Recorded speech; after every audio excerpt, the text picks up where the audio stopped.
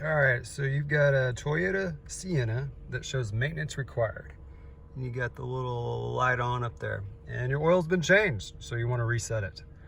All right, so right now I've got the engine on. I'm just gonna go ahead and turn it off. Okay, so first step is I put the key in the ignition, put it to the on position. It's gonna say welcome back. All right, maintenance required. Okay, now first thing I will do is push the ODO trip button to make sure it says trip A. I'm going to turn the ignition completely off. Next step, I'm going to hold down the ODO trip button and then turn the ignition back to on. All right, I'm gonna try to do this while holding the phone, if possible.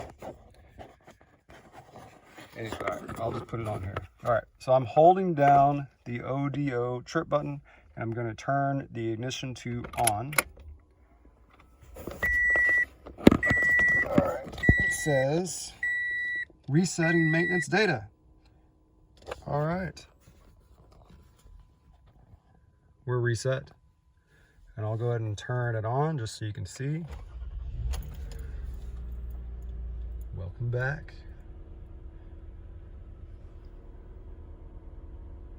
And the light is off.